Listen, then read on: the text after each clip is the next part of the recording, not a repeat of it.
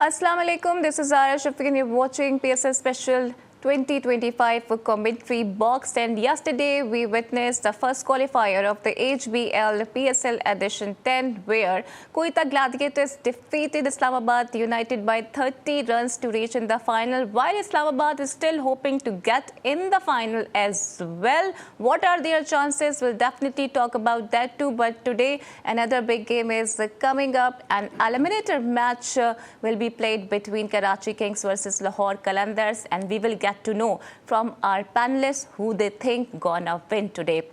So let's begin our discussion. Today I am joined by senior sports journalist Asghar Azim. Asghar, welcome to the show. Thank you. And today I am also joined by cricket analyst Hashir Khattak. Hashir, welcome to the show as well too. Thank you so much. ठीक है, तो असगर आपसे मैं आगाज़ करूंगी। बड़ा ज़बरदस्त मौका था, इस्लामाबाद के पास डायरेक्ट टिकट मिल जाता फाइनल्स का, लेकिन गवा दिया। देखिए, बिल्कुल सही कहा आपने कि मौका मिल जाता, और ख़ासकर जब मुझे बड़ी हैरत हुई थी कि जब हमारे जो कप्तान हैं नेशनल टीम के अली सलमान आगा, जब वो बैटिंग कर रहे थे और बहुत अच्छी बैटिंग कर रहे थे, और मैंने पीएसएल में पहली बार देखा कि सलमान अली आगा इतने ज़्यादा खुलकर परफॉर्म कर रहे हैं, और एक उम्मीद जाग गई थी कि इस्लामाबाद इसको फिनिश करेगा। लेकिन फिर उनके आउट होने के बाद जो है इस्लामाबाद बिल्कुल बैकफुट पे चला गया और कोयटा जो है वो हावी होती गई। वैसे तो देखा जाए तो मैच कोयटा के लिए भी कुछ ज़्यादा अच्छा उसका आगाज़ नहीं हुआ था, और 68 रन पे उनकी 3 बड़ी विकेटें गिर गई थी, और तीनों वो विकेट थी जो परफॉर्म करते हुए आ रहे थे। उसके बाद यकीनन फिर चौथी और पांचवी विकेट गिरी, और छठी विकेट की पार्टनरशिप जो हुई उसने कोयटा को जिला बख्शी, और 90 रन से ज़्यादा की वो पार्टनरशिप थी, जिसके बाद स्कोर 209 पे गया। लेकिन इस पूरे खेल में मैंने एक चीज़ देखी कि उसमें फ़हीम अशरफ बड़े गुड लक रहे। हाँ। और उनका लक ऐसा था कि वो जब आते कोयटा के लिए वो कोई ना कोई ऐसा काम कर जाते थे जिसका बेनिफिट कोयटा को मिलता था। बैटिंग में उन्होंने शानदार परफॉर्मेंस की, 50 से प्लस स्कोर किया, और फिर बॉलिंग में भी जो है उन्होंने अपने 3 ओवर में 2 विकेटें ली। तो मैं समझता हूं कि फ़हीम जो थे वो इनका टर्निंग पॉइंट है, इनका मैन रोल, ट्रम्प कार्ड साबित हुए ना। ट्रम्प कार्ड भी हम उसको कह सकते हैं। लेकिन मैं समझता हूं कि कल का दिन फ़हीम अशरफ के लिए था। और लेकिन ये बात भी देखनी होगी कि इस्लामाबाद ने गलतियां कहाँ की। जहां कोयटा ने गलतियां की, जाके फील्डिंग में उन्होंने देखा कि आपने हसीबुल्ला को कि वो कीपिंग में वो काम नहीं कर सके जो उनको करना चाहिए था। 2 दफ़ा उन्होंने वाज़े तौर पर बॉल को मिस किया और को नहीं पकड़ सके। एक दफ़ा दोनों स्टंप मिस हुआ और फिर रनआउट मिस हुआ। तो मैं समझता हूं कि हसीबुल्ला ने गलती की या कोयटा वहाँ गलती करता आ रहा था। तो साथ साथ इस्लामाबाद ने भी जो है वो बहुत सी गलतियाँ की, बॉलर्स को भी सही यूज़ नहीं किया गया, और बिटर ने बहुत ज़्यादा तेज़ी दिखाई और आने जाने में जो है ना वो ज़्यादा वक्त लगाया कि चले जितनी देर विकेट पे ठहरते हैं उससे जल्दी जाने में लगाई। तो मेरा ख्याल है कि अब इस्लाह करनी होगी, अपनी गलतियों को देखना होगा इस्लामाबाद को, क्योंकि एक चांस है उनके पास। आज जो जीतेगा उससे वो कल खेलेंगे, और फिर फाइनल में पहुंचने के इम्कान अभी मौजूद हैं। बिल्कुल, क्योंकि वो खुद भी काफ़ी होपफुल हैं और यही कह रही हैं कि अभी हम दौड़ से बाहर नहीं हुए हैं। तो हाशिर, आपको क्या लगता है इस्लामाबाद कल कहाँ कमज़ोर नजर आई? क्योंकि शादाब खुद भी कह रहे हैं कि जो हमारी बॉलिंग थी वो उतनी ज़्यादा स्ट्रेंथ से हम करवा नहीं सके। ज़ारा, मेरा ये मानना है कि शायद इस्लामाबाद यूनाइटेड को कल उनकी ओवर कॉन्फिडेंस मार गई है। क्योंकि वो, अगर हम लोग बात करें तो मैच के पहले पार्ट में उन्होंने एक टाइम पे स्कोर कंसीड किए, पावर प्ले में अच्छी बॉलिंग की, फिर बीच में रन्स खाए, फिर दोबारा जो है वो कम बैक किया। लेकिन जिस लास्ट में जिस अंदाज में उनके बॉलर्स ने बॉलिंग की, और क्रेडिट, जैसे बिल्कुल असगर ने बात की कि क्रेडिट जो है वो फ़हीम अशरफ को जाता है, और उनके साथ दिनेश चंदीमल को भी जाता है कि उन्होंने जिस तरह जो है वो टीम की जो नैया थी वो उनको उसको पार किया, और आखिर में जिस किस्म की उन्होंने पावर हिटिंग की, बिल्कुल क्रेडिट उनका बनता है। लेकिन इस्लामाबाद यूनाइटेड की अगर हम बॉडी लैंग्वेज की बात करें, उनके बॉलर्स की बात करें, तो उनके बॉलर्स ऐसे लग रहा था जैसे वो डेप्थ में बॉलिंग करना भूल गए हैं, या उनको आती नहीं है, या उनको सिखाई ही नहीं गई है। वो स्लॉट्स में बॉलिंग करते रहे जिस स्लॉट्स में बैट्समैन जो है वो चाहते हैं कि उनको बॉल करवाए जाए, और जो हिट भी बॉल्स थी वो करवाई गई, और स्कोर जो है वो 210 तक पहुंचाया गया। उसके बाद भी ऐसा लग रहा था जैसे इस्लामाबाद यूनाइटेड जो है वो देवर टू मच कॉन्फिडेंट कि हम लोग जो ये चीज़ जो है वो आराम सुकून से कर लेंगे। लेकिन सही। शायद कुदरत को कुछ और मंज़ूर था और क्वेटा ग्लैडिएटर्स ने एट द हाँ। एंड जो है वो काफ़ी कॉम्प्रिहेंसिवली इस चीज़ को जो है वो अपने नाम किया, विक्ट्री को अपने नाम किया और फाइनल में क्वालीफाई किया उन्होंने किए। ठीक है, यानी कि लेकिन आप दोनों तो दे रहे हैं क्रेडिट फ़हीम अशरफ को, उन्होंने बैटिंग और बॉलिंग में ज़रूर अपना जादू जगाया है, लेकिन सरफराज अहमद किसी और को दे रहे हैं क्रेडिट। अब वो किस दे रहे हैं, क्या कह रहे हैं, ये सब भी हम डिस्कस करेंगे, but right after this break.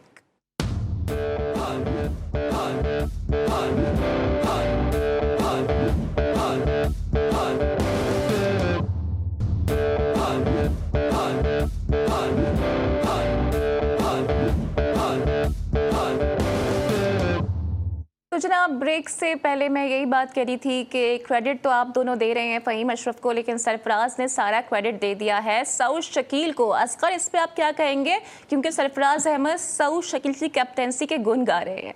देखिए, यही मैनेजमेंट का कमाल होता है कि वो अपने कप्तान को बैकअप करे, उसको सपोर्ट करे।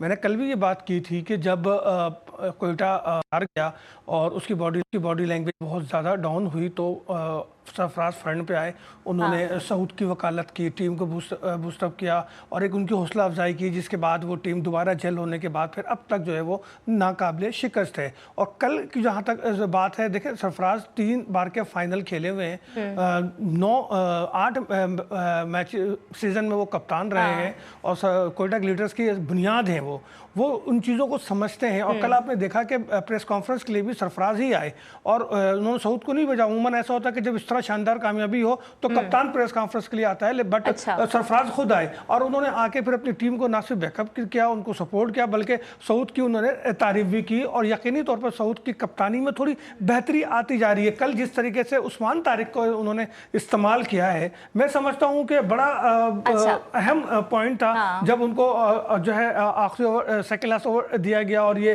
कहा गया कि जनाब ये है, और अब मुझे ऐसा लग रहा था कहीं ऐसा नहीं 2-3 छक्के खा ले उस्मान तो जो है मैच ही हाथ से निकल जाए। और मैं खुद इस बात पे बड़ा हैरान था कि इस मौके पे उस्मान को क्यों लेकर आए, लेकिन सऊद का एतमाद था अपने बॉलर पे और बॉलर उनके एतमाद पे पूरा उतरा। अच्छा, बॉलर पे तो एतमाद है, लेकिन उनको खुद पे ही बहुत ज्यादा एतमाद है, क्योंकि वो ओपनर भी आ जाते हैं, फिर वो बॉलिंग भी करवाते हैं। वो बीच में आई थिंक चौथा या 5वां ओवर कराने के लिए वो आए थे और उसके बाद उन्होंने शायद 20 या 22 रन उसी ओवर में या 18 रन दे दिए थे। तो उसके बाद उन्होंने अपने रियलाइज़ किया कि शायद मैं गलत आ गया और वो बैक पर चलेगा और उन्होंने फिर अपने रेगुलर बॉलर का इस्तेमाल किया। तो मैं समझता हूं कि सऊद शकील की कप्तानी में बेहतरी आती जा रही है और सरफराज का उनको बैकअप करना, मैं तो कहता हूं कि हर फ्रेंचाइजर को, हर मैनेजमेंट को अपनी टीम को ऐसे ही बैकअप करे जिस तरह से सरफराज कर रहे हैं। ये भी एक मिसाल है। यानी कि जो कोयटा परफॉर्मेंस दे रही है उसके बैक हैंड में सरफराज मौजूद हैं, इसी वजह से परफॉर्मेंसेज आ रही हैं। हाशिर, आप इस पर क्या कहेंगे? एंड सेकेंडली मेरा आपसे यही सवाल है कि आपको लगता है कि फाइनल में भी सऊद शकील को एज अ ओपनर जाना चाहिए? सऊद शकील की अगर हम बात करें तो सऊद शकील मेरा ये मानना है कि अगर वो एज अ ओपनर नहीं खेलते तो नीचे वाली जो बैटिंग लाइनअप है उसमें फिट शायद ना हो पाए, क्योंकि नीचे की बैटिंग पावर प्ले में वो इतने बड़े हिटर तो है नहीं कि वो स्लॉगिंग कर सकें या बहुत बड़ी बड़ी हिट मार सकें। तो पावर प्ले उनके लिए एक आइडियल जो है वो जगह होती है कि वो सर्कल आपने जो है वो उसको पार करना होता है। तो पावर प्ले के अलावा सऊद शकील के पास कोई ऑप्शन नहीं है और मेरा ख्याल है कि ठीक है उनकी परफॉर्मेंस इतनी को खास बैटिंग में नहीं रही है, लेकिन एटलीस्ट वो फिन एलन चूंकि उनके साथ खेलते हैं, वो बहुत ज्यादा एग्रेसिव खेलते हैं, तो फिन एलन के साथ जो है वो एंकरिंग का रोल प्ले कर रहे होते हैं और वो अभी तक जो है वो ठीक चल रहे हैं। और जहां तक उनकी परफॉर्मेंस की बात है तो अजहर ने जो है वो पिन पॉइंट बात की कि उनकी परफॉर्मेंस एज अ कैप्टन जो है वो डे बाय डे इंप्रूव होती जा रही है। उनमें उनमें अपना कॉन्फिडेंस बहुत ज्यादा आ रहा है। जब उनकी टीम को मार पड़ रही होती है, हमने ऐसे भी मैचेस देखे हैं जब मार पड़ रही थी तो वो खुद आए और उन्होंने आउट भी किए। उन्होंने जो बैट्समैन मार रहा था या जो पार्टनरशिप डेवलप हो रही थी उसको ब्रेक भी किया और कल फिर जिस अंदाज में उनका एक बेहतरीन कैच उन्होंने पकड़ा, खुद जो है वो फील्ड में भी एग्रेसिव नजर आए, कप्तानी में भी हमें काफी एक्टिव नजर आए। तो बिलाशुबा सरफराज को भी इसका क्रेडिट जाता है, क्योंकि सरफराज खुद इस पोजीशन से जो है वो उठ कर गए हैं, खुद इस मकाम पर रहे हैं, तो उनको आइडिया है कि जब एक कप्तान नया डेवलप हो रहा होता है तो उसके ऊपर किस किस्म का प्रेशर होता है वो क्या चीजें फील कर रहा होता है, उसको क्या कॉन्फिडेंस देने की जरूरत है। तो मेरे ख्याल में सरफराज का क्वेटा ग्लैडिएटर की मैनेजमेंट में होना, क्वेटा ग्लैडिएटर की अपनी टीम के लिए बहुत बेहतरी की बात है। और सऊद शकील की as individual, as a player भी हाँ, ग्रूमिंग के लिए सरफराज काफी एक्टिव जो है वो रोल प्ले कर ठीक सकते है, हैं, यानी कि आप यही कह रहे हैं ना कि कोयटा ने तो अपना रास्ता बना लिया है, फाइनल में पहुंच चुके हैं, लेकिन इस्लामाबाद को क्या हो गया है, खास शाह की बॉलिंग को क्या हो गया है, इस पर भी हम बात करेंगे। हमारे पैनलिस्ट भी साथ होंगे, बट राइट आफ्टर दिस।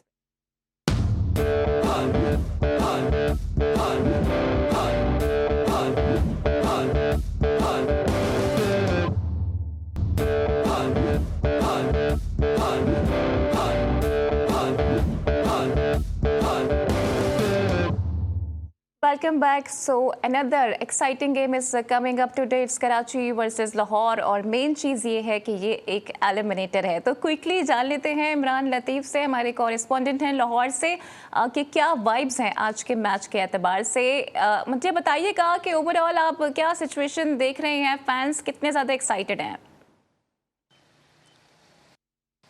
बिल्कुल, कल से लाहौर में पीएसएल की वापसी हो चुकी है। पहला जो प्लेऑफ मैच खेला गया, कल कोयटा ने इस्लामाबाद यूनाइटेड को शिकस्त देकर बराह रास्त फाइनल के लिए क्वालिफाई कर लिया। इस्लामाबाद की टीम को कल शिकस्त हुई है। कोयटा की अच्छी परफॉर्मेंस रही थी, 209 रन्स का हदफ इस्लामाबाद यूनाइटेड की टीम हासिल नहीं कर पाई। इसके साथ साथ अगर बात करें इस्लामाबाद यूनाइटेड के बॉलर्स की तो इस्लामाबाद यूनाइटेड के बॉलर्स की जानिब से इख्तितामी ओवर्स में कोई काबिल ज़िक्र कारकर्दगी का मुजाहरा नहीं किया गया। तकरीबन आखिरी 5 ओवर्स में देखा जा सकता है कि 70 रन से ज़ायद का स्कोर पड़ा। तो इस हवाले से जिसकी वाइज जो कोयटा ग्लैडिएटर्स की टीम थी स्कोर बोर्ड पर बड़ा स्कोर करने में कामयाब हुई, जिसकी वजह से जो इस्लामाबाद यूनाइटेड के जो बैटर्स ने भी काफ़ी हद तक कोशिश की इस चेज़ को चेज़ किया जाए टोटल को, मगर इसमें नाकामी का सामना रहा। तो यूँ जो अभी भी एक इस्लामाबाद यूनाइटेड के पास मौका है कि वो एलिमिनेटर 2 का कल जो मैच आज जो टीम एलिमिनेटर 1 में फाते होगी उसे खेलेगी, तो इस्लामाबाद यूनाइटेड के पास मौका है कि कल का मैच जीत कर फाइनल के लिए क्वालिफाई कर दे। अगर हम कल के मैच की बात करें तो कल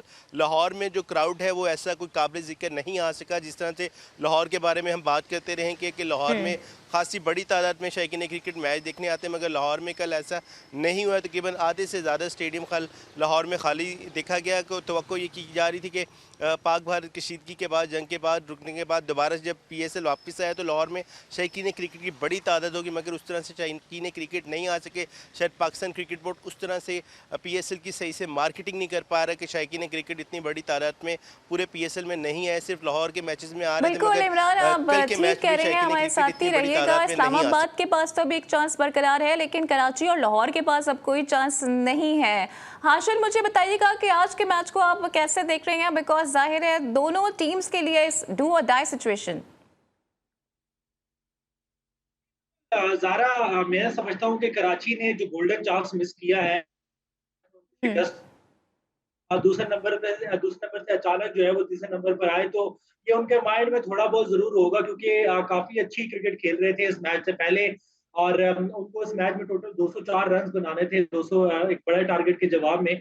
लेकिन चले चांस मिस हो गया। अब जो है वो एक नॉकआउट स्टेज आ गया है, तो कराची जो है वो अपने तमाम जो प्रोज और कॉन्स हैं उनको कवर करने की कोशिश करेगी। और उनकी टीम की अगर बात करें तो उनकी टीम में बैटिंग में भी उनके पास डेविड वार्नर है, टिम साइफर्ट जो है वो वापस आ गए हैं, जेम्स विंस जो है वो 374 रन बना चुके हैं, टूर्नामेंट के सेकंड हाईएस्ट स्कोरर हैं। उसके अलावा अब्बास आफरीदी उनके पास है जो टूर्नामेंट के हाईएस्ट विकेट टेकर हैं। तो उनकी टीम जो है वो बैलेंस है, इसमें कोई डाउट नहीं है। और कराची के पास चांसेस बहुत ज्यादा हैं कि वो फाइनल के लिए क्वालिफाई कर सके as compare to Lahore Qalandars में। थोड़ा सा कराची को एज इस वजह से दूंगा कि कराची ने जिस किस्म की क्रिकेट लास्ट कुछ मैचेस में खेली है, तो उनकी जो टीम है वो एक रिदम है, एक मोमेंटम जो है वो उनका चल रहा है लास्ट मैच की परफॉर्मेंस को निकाल के। उसके अलावा जो मैच परफॉर्मेंस है तो उनकी टीम जो है उनका मोरल हाई है, कॉन्फिडेंस हाई है, उनके पास जो है वो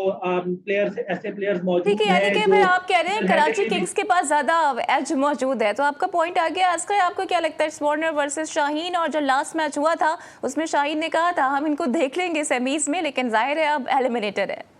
देखिए, नो डाउट बड़ा मैच है आज। कराची किंग और लाहौर, ये सिर्फ प्लेयर्स के दरमियान नहीं बल्कि दो शहरों के दरमियान एक बड़ा मैच है, दोनों रिवायती तौर पर एक दूसरे के हरीफ भी हैं और हलीफ भी हैं। और देखना ये है कि आज जो क्राउड आएगा, मुझे यकीन है आज स्टेडियम फुल होगा। मेरे दोस्तों ने कहा कि कल स्टेडियम फुल नहीं था, तो मेरा ख्याल है कि कल 60% स्टेडियम वाकई खाली था, लेकिन शायद गर्मी की वजह से भी हो सकता है। लेकिन आज मुझे लगता है कि स्टेडियम मुकम्मल तौर पर जैम पैक होगा।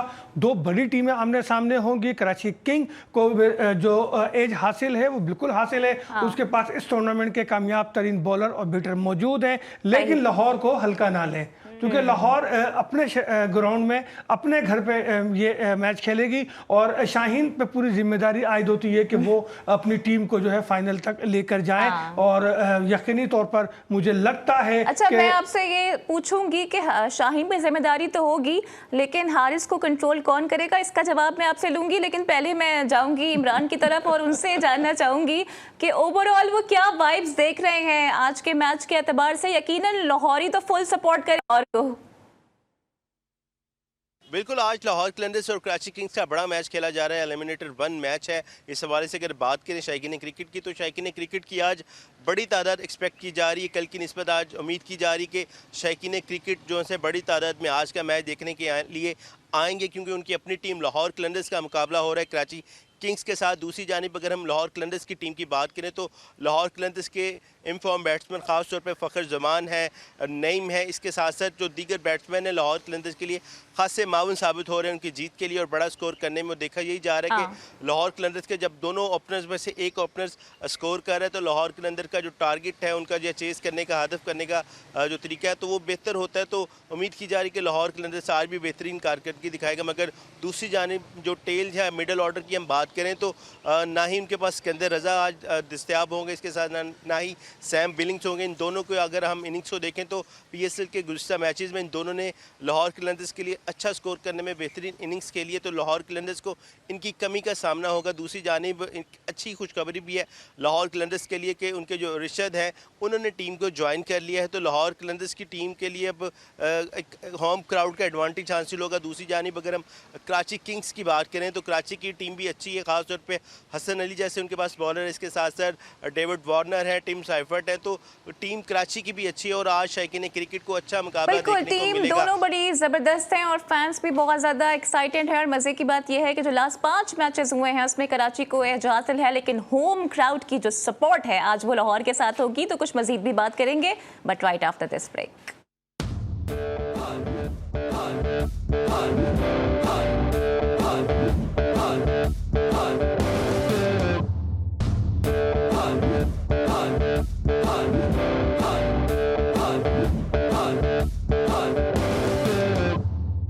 Welcome back. तो जनाब, आज जो बड़ा मैच हो रहा है उससे मुतालिक ही हम बात कर रहे हैं। असगर, मुझे ये बताइएगा, दोनों टीमें काफ़ी बैलेंस नज़र आ रही हैं, लेकिन आपको क्या लगता है कि आज किस टीम का दिन होने वाला है?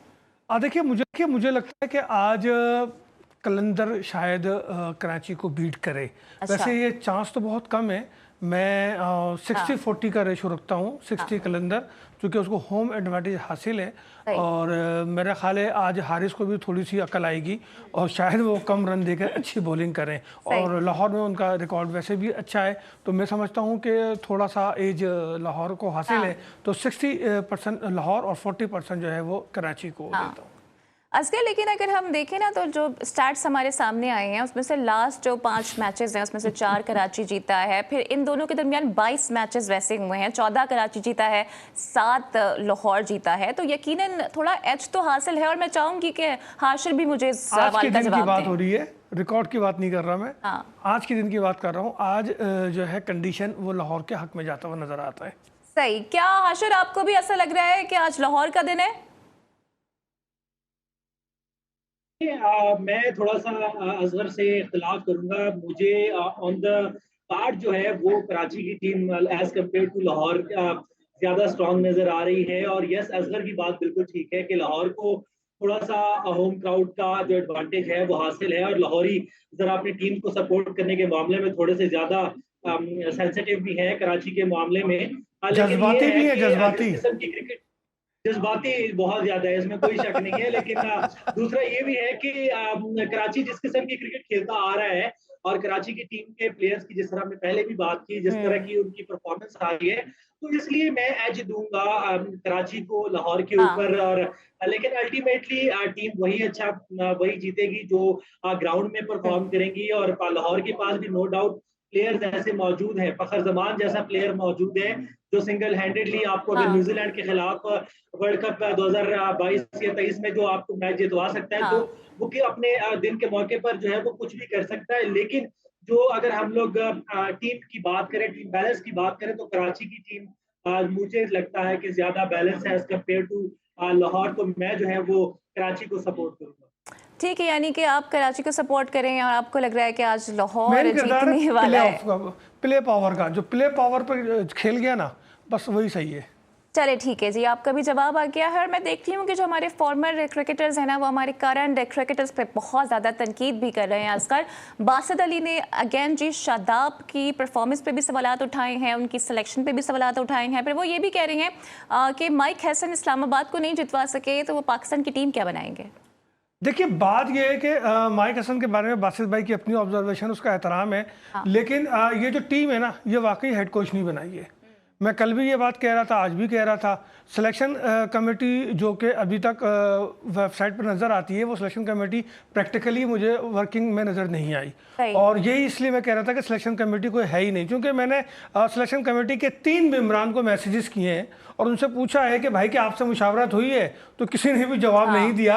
और इसका मतलब ये है कि ये टीम वाकई ही माइक हसन ने बनाई है। और फिर इसमें इस्लामाबाद का इनपुट ज़्यादा है, क्योंकि 3 बड़े लोग जो हैं, जो कि एक चीमा साहब हैं, खुद माइक हसन हैं, और फिर 2 कप्तान और नायब कप्तान, तो ये 4 बंदे तो खुद इस्लामाबाद से ताल्लुक़ रखते हैं। तो मेरा ख्याल है कि टीम जो बनी है, इस पे जो तनकीद की जा रही है, खासकर ठीक है अस्कर, आपका पॉइंट आ गया है। मेरे पास जरा वक्त की कमी का मुझे सामना है, तो मैं हाशिर का भी पॉइंट लेना चाहूंगी। हाशिर, ओवरऑल आप कैसे देख रहे हैं? बिकॉज अभी कामरान अकमल ने भी यही बात की है कि हमने 5 ओपनर्स खिला लिए हैं, टोटल 8 बैट्समैन हैं, तो 3 मैच खेलने हैं, 300 मैच तो नहीं खेलने हमने। देखिए, बिल्कुल अजहर ने बात बिल्कुल ठीक की है। और माइक हैसन जब आए हैं, उन्होंने जो रोल संभाला है, तो इसी शर्त पे संभाला है कि उनको वो राइट्स चाहिए जो कोच के पास होते हैं, जो पिछले कोच से आकिब जावेद साहब ने ले लिए थे, अपने पास रख लिए थे और फिर बाद में खुद एंजॉय करते रहे, एज ए सेलेक्टर भी, एज ए कोच भी। तो माइक हैसन आए ही इस शर्त पे है कि मुझे टीम सिलेक्शन में पूरा इख्तियार चाहिए, मैं जिस लड़के को टीम में रखना चाहूँ मुझे वो लड़का टीम में चाहिए। और उनको वो इख्तियार दे दिया गया है, बहुत पहले ही बहुत क्लियरली वाज़ेह कर दिया गया है। और मेरे ख्याल में होना भी यही चाहिए कि कोच के पास होना। जहाँ तक कामरान अकमल की बात है, तो देखिए ये वो लड़के हैं जो परफॉर्म करके आ रहे हैं। साहबजादा फरहान है, काफी अरसे से परफॉर्म कर रहे हैं, इस वक्त भी पीएसएल के टॉप स्कोरर हैं, डोमेस्टिक में भी टॉप स्कोरर रहे हैं। उसके अलावा हारिस है, हारिस को आपने फ्यूचर में रखा हुआ है तो ठीक है, आप उसको 1-2 सीरीज और भी दे दें। उसके अलावा बाकी भी जो बैट्समैन हैं वो परफॉर्म करके आ रहे हैं। अगर आपके पास इस वक्त तक कोई ऐसा मिडिल ऑर्डर T20 का बैट्समैन नहीं है, आप ये कह रहे हैं कि मेरिट की बुनियाद पर ही सिलेक्शन हुई है, ऑल्दो इस सिलेक्शन पर बहुत सारे सवालात भी उठाए जा रहे हैं। ज़रा मेरिट की बुनियाद पे नहीं हुई है, यहाँ पे दोहरा म्यार है। किसी को पीएसएल की परफॉर्मेंस पे सिलेक्ट कर लिया, किसी को अपनी मर्जी से कर लिया, और जो इंटरनेशनल परफॉर्मेंस देते हुए आ रहे थे उन्हें नजरअंदाज कर दिया, जैसे सुफियान को। ठीक है असगर, आपका पॉइंट आ गया है। होपफुली जिनकी सिलेक्शन हुई है वो परफॉर्म कर दें, क्योंकि अगर परफॉर्मेंस नहीं आई है तो फिर शायद दोबारा से बाहर का रास्ता दिखा दिया जाएगा। आज के मैच की बात है तो मुझे ये लगता है कि एक ज़बरदस्त मैच शायकीन क्रिकेट को देखने को मिलेगा। असगर अजीम, इमरान लतीफ़ और हाशिर खटक मेरे साथ मौजूद थे। Thank you very much for joining us, और कल होती है आपसे फिर मुलाकात, same time same place. Till then take care, अल्लाह हाफिज़।